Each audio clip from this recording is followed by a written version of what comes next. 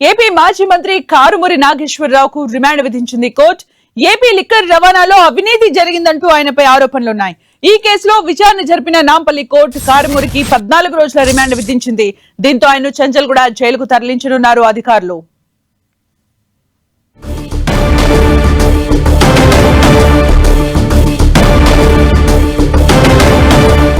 AP మాజీ మంత్రి Karumuri నాగేశ్వరరావుకు remand విధించింది కోర్టు. ఏపీ లిక్కర్ రవాణాలో అవినీతి జరిగిందంటూ ఆయనపై ఆరోపణలున్నాయి. ఇక పూర్తి అప్డేట్స్ మా ప్రతినిధి కిరణ్ అందిస్తారు. కిరణ్, ఏపీ లిక్కర్ ట్రాన్స్పోర్ట్ కేసులో నిన్న అరెస్ట్ చేసిన మాజీ మంత్రి కారుమూరి నాగేశ్వరరావును కొద్దిసేపటి క్రితమే ఈడీ కోర్టులో హాజరుపరిచారు ఈడీ అధికారులు. ఇటు ఇరు పక్షాలకు సంబంధించి సుదీర్ఘ వాదనల తర్వాత కూడా న్యాయమూర్తి నాగేశ్వరరావుకు 14 రోజుల రిమాండ్ విధించినట్టుగా మనం చెప్పాల్సి ఉంటుంది. మరి కొద్దిసేపట్లో ఆయనను ఇటు నాంపల్లి ఈడీ కోర్టు నుంచి కూడా చంచల్గూడ జైలుకు తరలించబోతున్నారు ఈడీ అధికారులు. ఇక కేసుకు సంబంధించి కూడా కొంత ఆలస్యమైంది జడ్జి ముందు ప్రవేశపెట్టడం. మధ్యాహ్నం తర్వాత జడ్జి ముందు హాజరుపరిచారు. ఆ తర్వాత కూడా ఇటు కారుమూరి నాగేశ్వరరావు తరఫున న్యాయవాది కూడా కావాలని పన్ను కట్టుకొని రాజకీయంగా ఇరుకాటం పెట్టించేందుకే తనకు సంబంధం లేని వ్యక్తిని ఈ కేసులో ఇరికిచ్చారంటూ కూడా చెప్పే ప్రయత్నం చేశారు. ఇక ముఖ్యంగా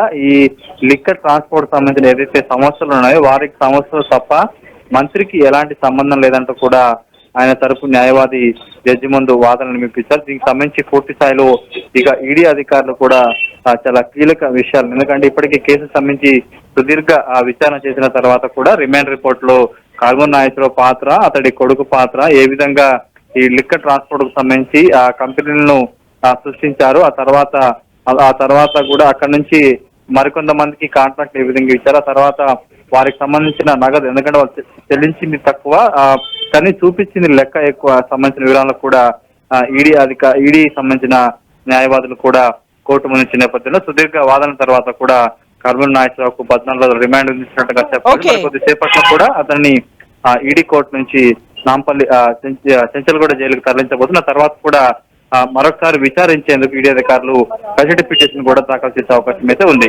thank you Kiran for the updates.